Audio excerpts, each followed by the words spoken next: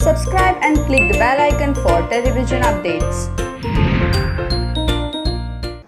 सिद्धार्थ, अगर आसिम की बात करें तो आसिम जब बिग बॉस में आए थे तो उनको कोई नहीं जानता था। फ्रैंकली मैं तो नहीं जानती थी। Siddharth was already a big name in the industry. उन्होंने काफी सीरियल्स ऐसे किए थे जो बहुत पॉपुलर हुए थे, जैसे बालिका वधू मेरा फेवरेट था। मैंने उनको उस सीरियल से फॉलो करना शुरू किया था। मतलब वो उन्होंने बहुत इम्प्रेस किया था। फिर हम टी शर्मा की दुल्हनिया में भी he was very impressive. In fact मैं अगर ऐसे बोलूं कि वो वरुण से भी ज्यादा अच्छे दिख रहे थे। और उन्होंने पूरा जितना भी उनका पार्ट था उन्होंने पूरा अपना अट्रैक्ट कर लिया था, पूरा अटेंशन। तो मेरे हिसाब से वो पहले ही बहुत बड़ा नाम थे। बिग बॉस में आए, उन्होंने वहां पे भी अपना एक बहुत बड़ा नाम क्रिएट किया। उसके बाद तो उनकी फैन फॉलोइंग एक अलग ही लेवल पे चली गई। आसिम बिल्कुल नए थे। इनिशियली सिद्धार्थ ने उनके साथ अच्छा बॉन्ड क्रिएट किया। वो ये बोलते थे कि तुम मुझे छोटे भाई जैसे लगते हो। बट फिर आसिम को प्रोवोक किया गया क्योंकि उनकी फ्रेंडशिप जो दोनों की थी वो शायद दूसरे कंटेस्टेंट्स पे भारी पड़ रही थी या इनसिक्योरिटी हो रही थी। तो उनको थोड़ा उम्मीद दी गई कि तुम पूछो, तुम चमचे हो, व्हाटएवर तो उनको लगने लग गया। क्योंकि वो नंबर 4 है, मैं तो न्यूमरोलॉजिस्ट हूँ, तो मैं तो नंबर्स के हिसाब से देखती हूँ। वो 4 का क्या होता है, सिर्फ हेड रहता है। तो उनका कोई भी उनको थोड़ा सा भी ये कर देता है ना प्रवोक, तो वो हो जाते हैं बहुत इजीली। तो इसलिए वो प्रवोक हो गए और फिर उन्होंने लड़ना शुरू कर लिया, पिकअप करनी शुरू कर ली फाइट। और ऑब्वियसली जब एक बंदा तुम्हें गलत बोलेगा तो दूसरे से भी it's a reaction you give. आप सिद्धार्थ तो हमेशा ही बोलते थे कि I set the bar, I raise the bar, sorry, कि आप अच्छा करोगे तो मैं बहुत अच्छा करूंगा, आप बुरा करोगे तो मैं बहुत बुरा करूंगा। तो वो आसिम ने अच्छा किया, आसिम के साथ अच्छा बॉन्डिंग था, तो वो बहुत हमेशा उसके लिए स्टैंड लेते थे। फिर आसिम ने ही उनके साथ बुरा करना, उनको बहुत गलत भी बोला, उनकी मदर के लिए, फादर के लिए भी, उस बात के लिए। इनफैक्ट सलमान सर ने भी उनको पॉइंट आउट किया था कि तुम्हें पता है कि उनके फादर नहीं है, then why you are talking all these things. तो काफी हुआ था उनका। तो फिर एक पॉइंट ऐसा भी आया था कि सिद्धार्थ बोल रहे थे मैं ये शो छोड़ के चला जाऊंगा because this guy is poking me to the end end all. फिर जब वो बाहर भी निकले थे तो उसी नोट पे ही निकले थे। उनका कभी पैचअप बहुत अच्छा हुआ नहीं था।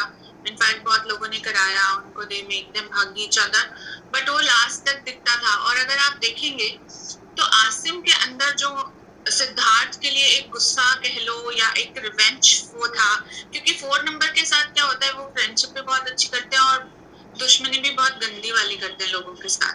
और इधर अगर देखेंगे हम, जो सिद्धार्थ थे वो नंबर 3 से बहुत प्रोमिनेंट थे।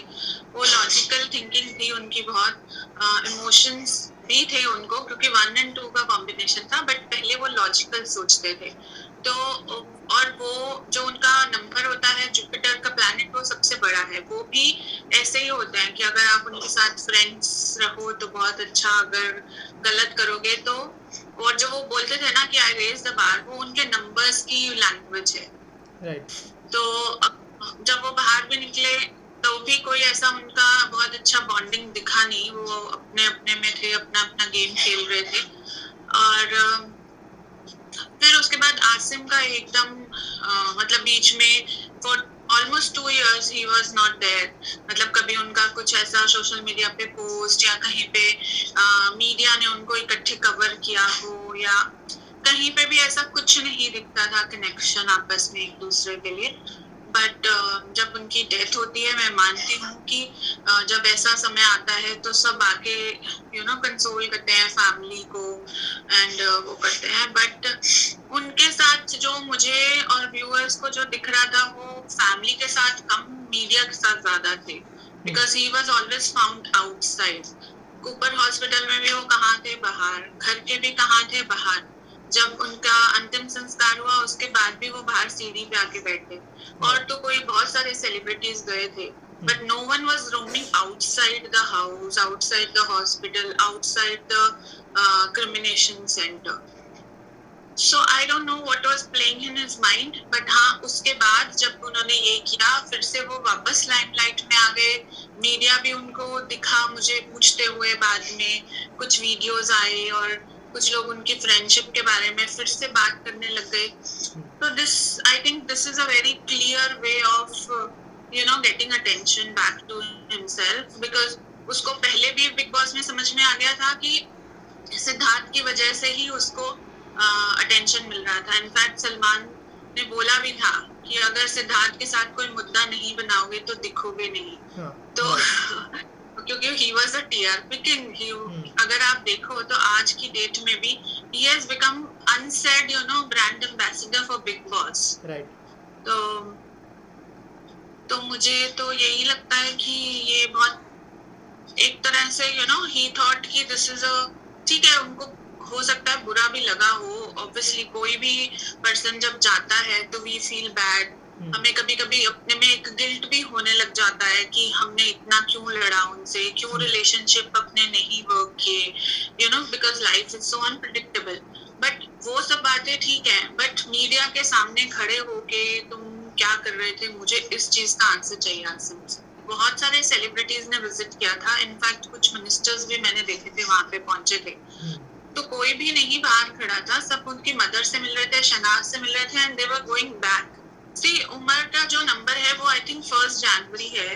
और वो वैसे तो सूर्य प्रोमिनेंट नंबर होता है, बट आगे की कैलकुलेशंस में उनका थोड़ा सूर्य वीक हो जाता है.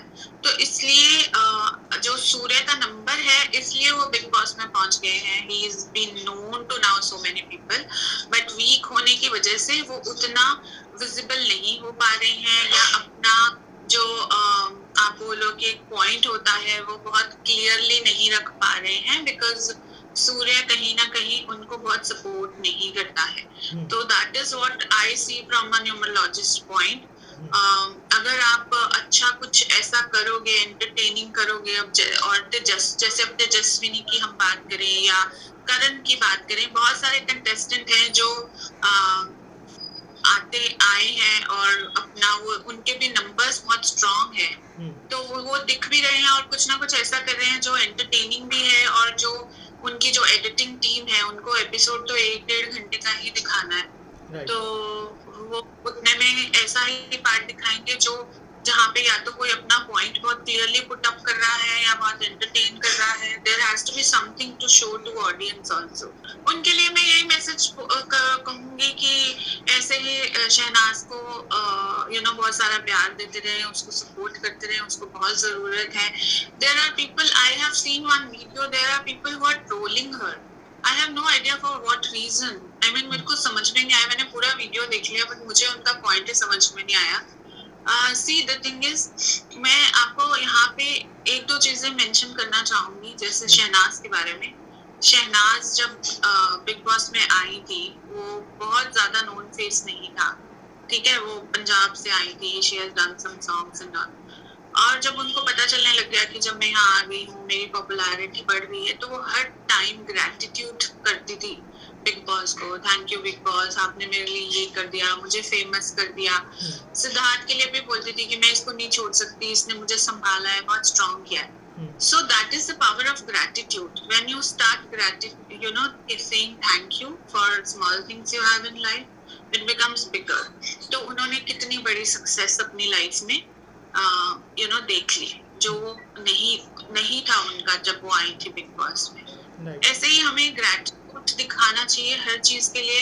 हमें ये सोचना चाहिए कि चलो एक सॉन्ग शायद वो नहीं आ पाता ऑन स्क्रीन, बट शहनाज की एफर्ट्स की वजह से उसने बहुत अपने प्रोफेशनलिज्म दिखाई है और वो स्क्रीन पे आ गया, हम सब देख पा रहे हैं. उसका थैंक यू करने की बजाय उसको हम ट्रोल करने लग जाएं. एक ऐसी गर्ल जो बहुत ही वनरेबल स्टेज में है, उसको मैं तो बोल रही हूँ कि जो उसके आज इमोशंस हैं, जो वो गो थ्रू कर रही है, वो शायद कोई भी हम में से नहीं समझ सकता.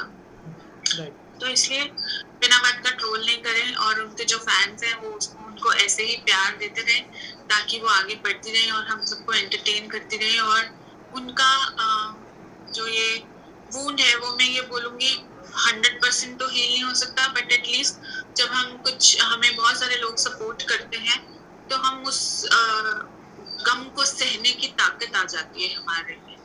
तो वो उनको जरूरी है, और वो फैंस से ही कर पाएंगे। फैंस का बहुत बड़ा कंट्रीब्यूशन होता है एक परफॉर्मर, एक आर्टिस्ट की लाइफ में।